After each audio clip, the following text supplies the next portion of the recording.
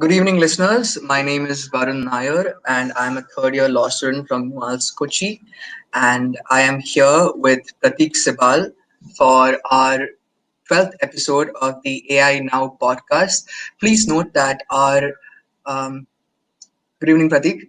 Uh, Please note that our regular talk show host is a little preoccupied at the moment, so therefore I will be the taking over as host of this episode.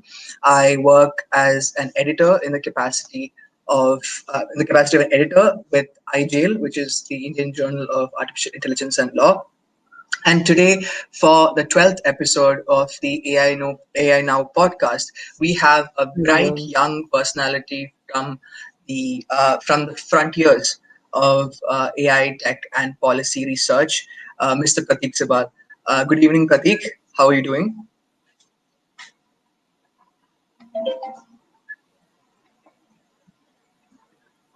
Prateek, you're not audible.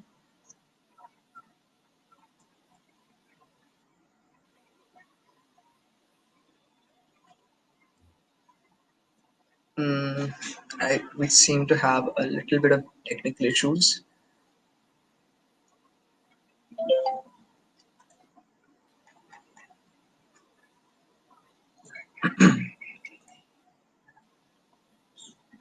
Just give me a second, Prateek.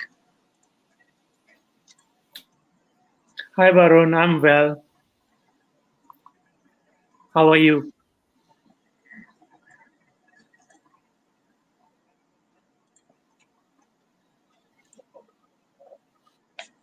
I'm good as well, Prateek. But the thing Can is, you I hear me think now? I the think lag it's working fine. is still there. So I think there's a small problem with that.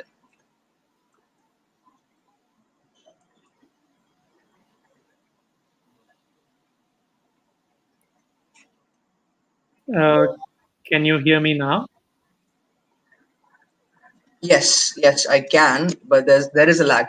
But anyway, due to the paucity of time, maybe we can get started with the questions, and then uh, we Okay. can disregard the lag, and then you can just answer when you do hear my question. Um, So, firstly, before I get on with the meat of the discussion, I'd like to ask you about the work that you're involved in at UNESCO as well as at Science Expo, where you work as a lecturer. Could you maybe briefly tell us a little bit about the work that you're involved in?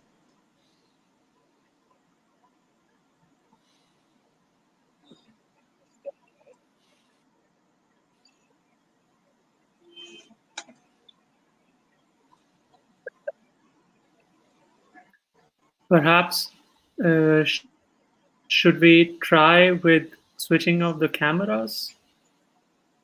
I mean, I don't know if it makes sense for your platform, but But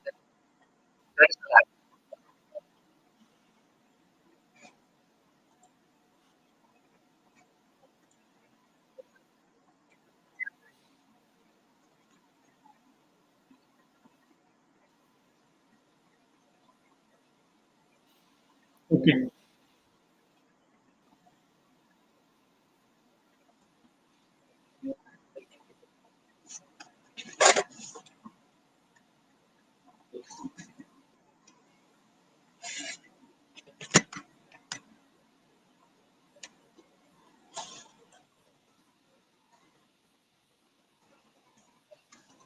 Right. So the Sciences Po part is quick. I teach a course on digital government. Per se, it's a course on Aadhaar. It's a case study based module. And I don't like to call myself a teacher, but more a facilitator. And so that's about Sciences Po. Sciences Po is a university in Paris. And at UNESCO, the range of activities is kind of wide. I think I I'm still work hearing on some the knowledge products. response, For so instance, just give me a we second to authored get a back to you. report on artificial intelligence and knowledge societies from a rights, openness, access, and multi-stakeholder governance perspective. And also, recently, I co-authored also another report, which is on artificial intelligence needs in Africa. So we did a survey over 2020 and of governments in Africa, and now we just published the findings last month. Other than that, there's also a lot of work regarding advocacy around capacity building. So we're developing some kinds of, for instance, for law schools and the legal community. It's interesting. We're developing an online training on AI and the rule of law, and a host of other activities which relate to human rights. A bit of the work also revolves around standard setting on the ethics of AI, and so it's a full house. A lot of people work on different things. I play a small role there. Yeah. That's great, Prateek. So let's just get on with the discussion. Most recently, your work at UNESCO has been around the subject of AI needs, the survey assessment regarding AI needs in Africa. Could you maybe shed some light on what exactly are the needs, if any, of AI in developing and underdeveloped states, and what may be perceived, according to you, as the potential benefits and risks of AI technology in this context?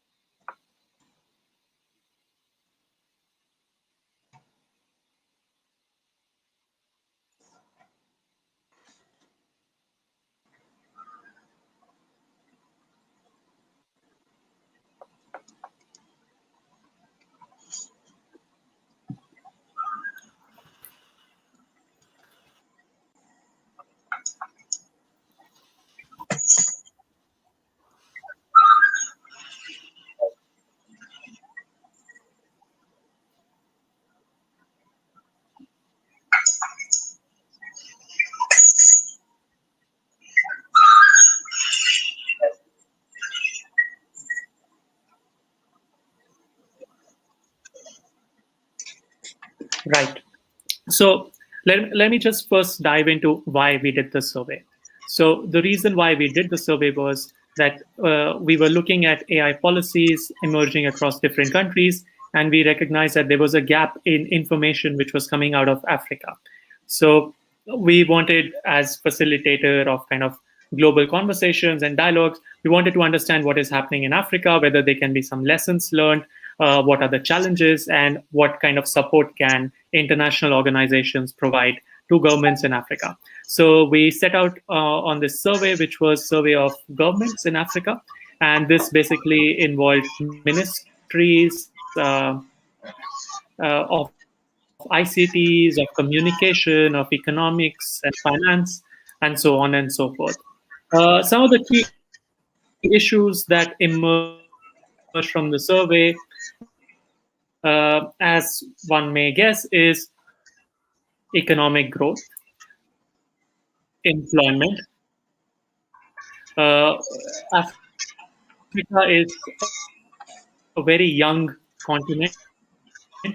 There is a large population of young people below the age of 35, and employment is a big issue.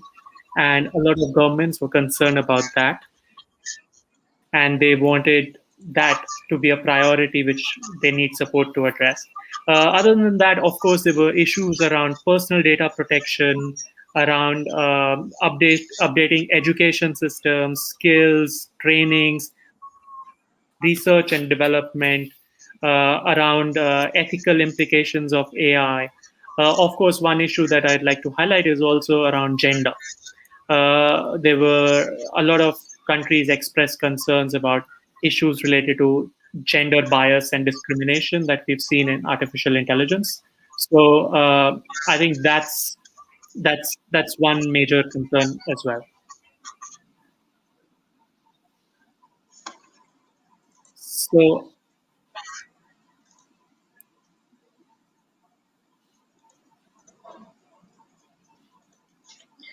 Yeah, thank you so much for that, Prateek. Um, on a related note, when you mentioned about the last answer, communication and cooperation is critical for the work that you're doing with respect to UNESCO as well, and it's also critical to ensuring that AI develops as a force for for the good of society. Now, do you agree that communication and cooperation are critical for this, and how do you interpret the nexus between good global governance and international cooperation um, with regard to the AI context?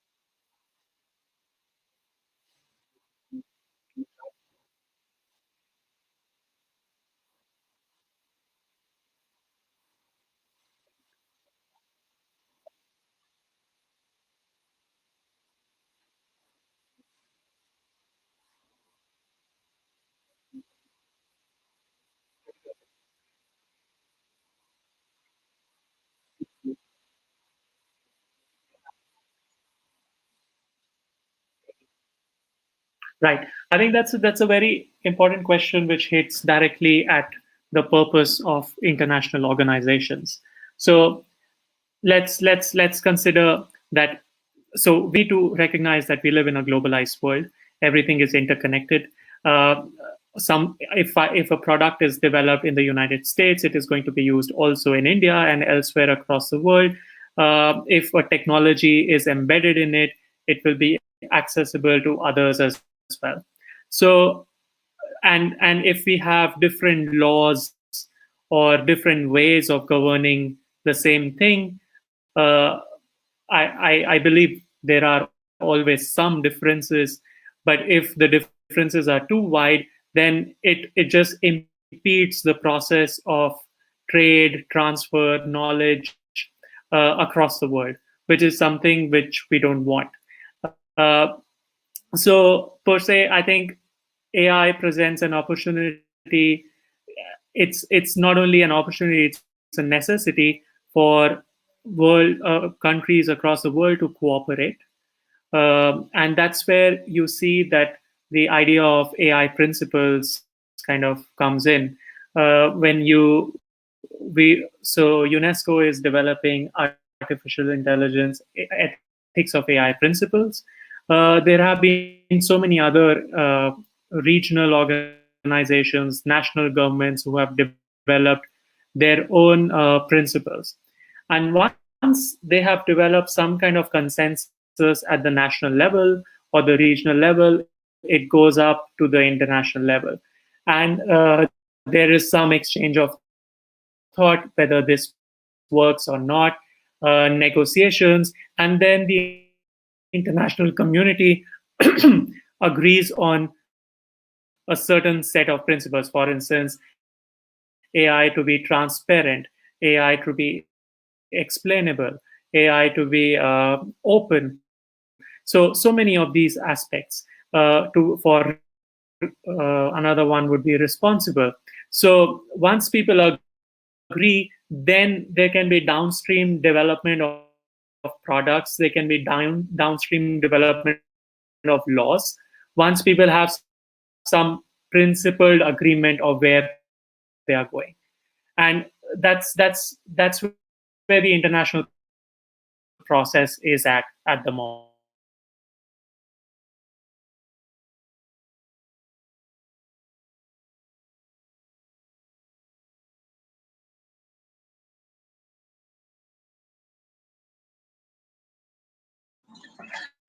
Thank you for that, Prateek. On a related note, however, you talked about the need for governments to find a consensus between themselves before moving on to the international stage.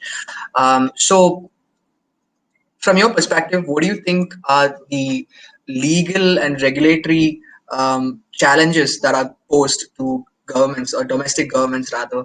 Let's say, let's take the Biden-Harris government for example, or even the Indian Modi government. Like, what do you think are the footholds that they need to ensure that they are on If before they people can agree take on the principles, next? then there can be some kind of what we call policy harmonization. So yeah, I'll stop here, hoping that it reaches you in time.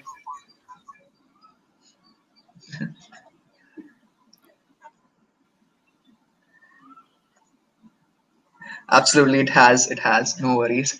Um, So I'll just put forward another question as well, so maybe you can answer at that time. We will segue a bit. We'll come back to that topic in a while, but you also work very heavily in the field of human rights and ethics, and its conjunction with AI. So what can you give us a little bit of information on what exactly is the relationship between human rights and AI? Because it seems to be two ends of the spectrum, right? And what do you perceive as the risks to human rights posed, risks and benefits as well posed to human rights by AI?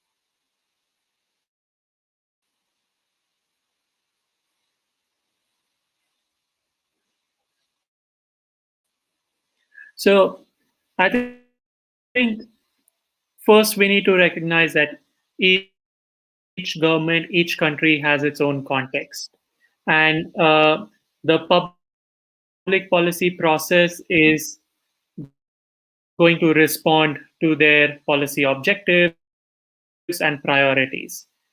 And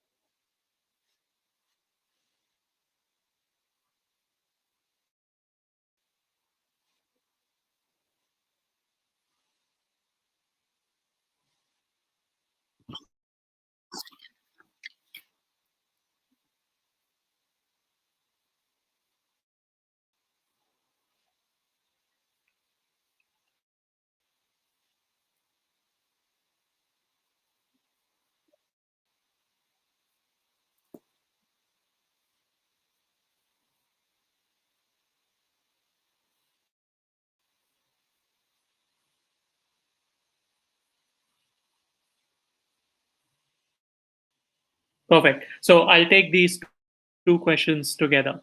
The first one is, of course, we were talking about regulation and how governments come to some kind of consensus internally, and what is kind of the process they follow internally, whether it leads to some kind of law or it leads to some other kind of regulation.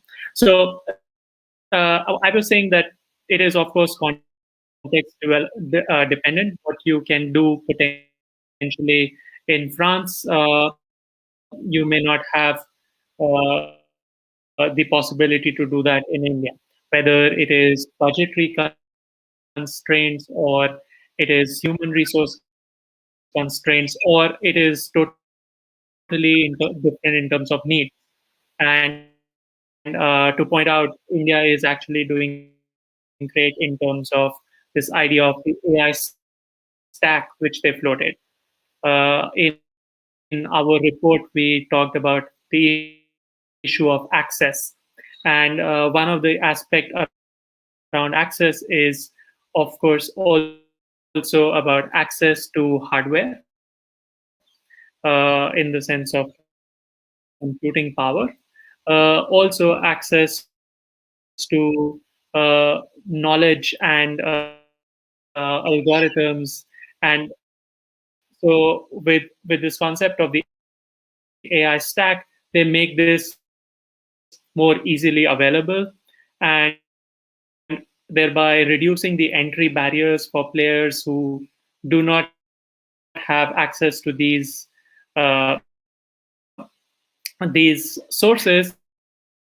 resources to actually also become a part of the AI economy or leverage it for whatever productivity gains or new products they want to develop.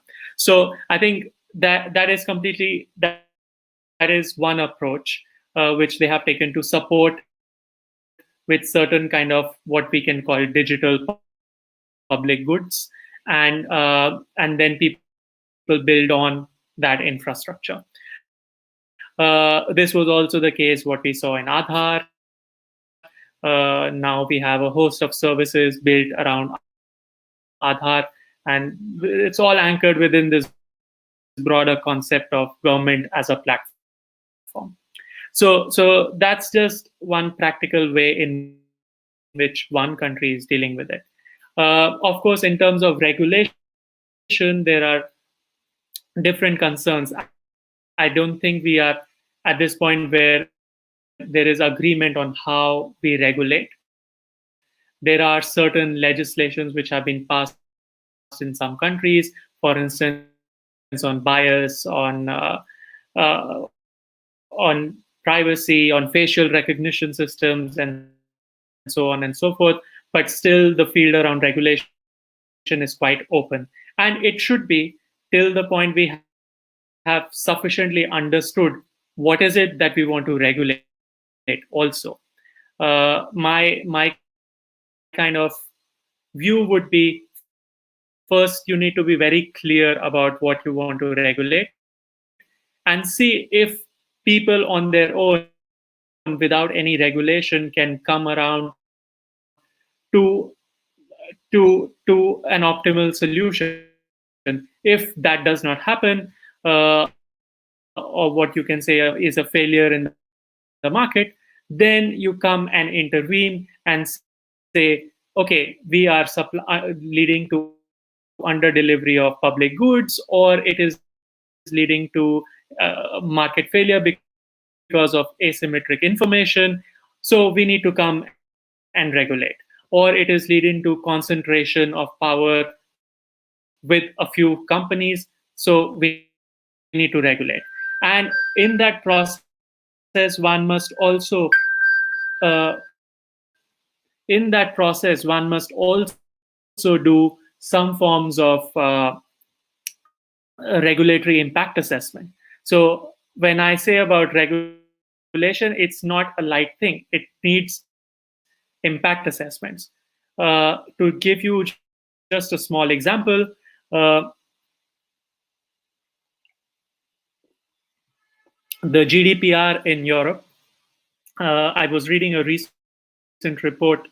Uh, it led to improvements in transparency, in privacy protection, but to a certain extent, it has led to some kind of antitrust issues with the major players getting more control. For instance, they say Google, with its ad platform, has captured a bigger share of the market just because they had a lot better systems versus a smaller firm offering similar advertisement kind of services. So one needs to think about all these issues when dealing with regulation.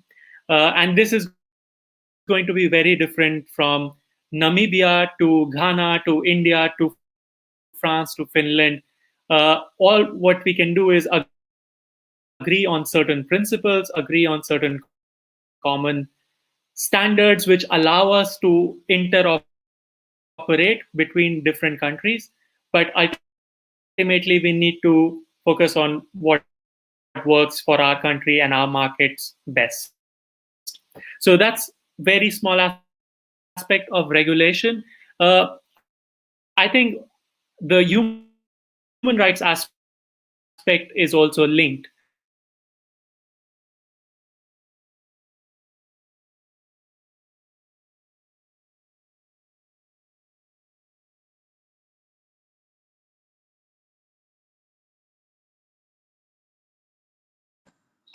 Perfect. Thank you so much for that, Prateek. Now, I think due to paucity of time, we'll slowly And wind. social media algorithms kind of tailor how we see content, and it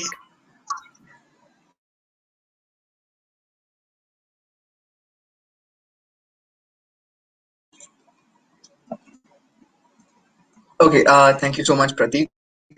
Now, due to paucity of time, I will skip forth a few questions and just ask you one of the most major points of this interview that I wanted to ask personally as well, and I'm interested in because of the work that you're involved in with UNESCO. Now, from a sociological perspective, there are still lots of hurdles for AI inclusivity in Africa. Now, some of these challenges may be digital divide, simply due to the poor economy of Africa, or due to lack of regional languages in softwares written for Africans. Then there's also been cases of misidentification of dark faces in facial recognition technologies, illiteracy, sporadic accessibility. All these sorts of issues still persist. So, with regard to this, how can we envisage a bright future for AI in Africa from a grassroots level? Like, how do we build from the content top, from the moderation, bottom? which is kind of the active live debate in India right now. You can, it's been going on since a very long time. We had this example of the Napam girl in Vietnam during the war. There was a photograph of a naked girl who was escaping or who was on the street and running away. And Facebook kind of removed that image. But that image has some historical value. So the whole process of content moderation has, at the first step, algorithms which decide what is permitted or not, and then in most cases, I believe, should have human oversight. And then it leads to some form of decision whether it should be shown or not shown. And this has great implications for freedom of expression. I gave you just one example, but in situations of war, for instance, a lot of people are documenting war crimes and uploading those on YouTube. And this is actually the only source which will remain after for people to verify actually what happened. But if YouTube takes down those videos, that evidence is gone. So one must think about all these aspects when we talk about AI. And this is where I think about human rights. So this is freedom of expression. There's of course right to privacy, which can be affected because there can be de-anonymization. There is constant stream of data which is being collected about me, which is being shared with third parties, which can put two, three, 4 different data sets together and can figure out basically everything about me. Just as an example, if you go to the Google ad preference page, you will actually, I did this exercise. They have a complete detailed profile of me. This person is within the age group of 25 to 30, is a male, is living in India or is living in France, and so there's all kinds of granular information, likes to God knows what, drink Coca-Cola, or all that information is there. So how is that information protected? I have a right to privacy. So these are some of the implications of AI on human rights. But there are more, of course, on discrimination we've seen, also on decent work. So I think I'll stop here and let you, yeah. Thank you so much, Pratik. That answered a lot of questions that I had to personally ask you as well, being interested in AI policy and research. Now I know that it's getting quite late, and so therefore we will wind up this session, this podcast episode today. But we hope that we can get you once more on our podcast, and perhaps a day when we do not have any technical difficulties, and we can spend a lot more time discussing these issues once again. So once again, on behalf of IGL, as well as the Indian Society of Artificial Intelligence Law, I want to give you a very hearty thank you, and we hope to see you again within our circles very soon. Thank you so much, Pratik.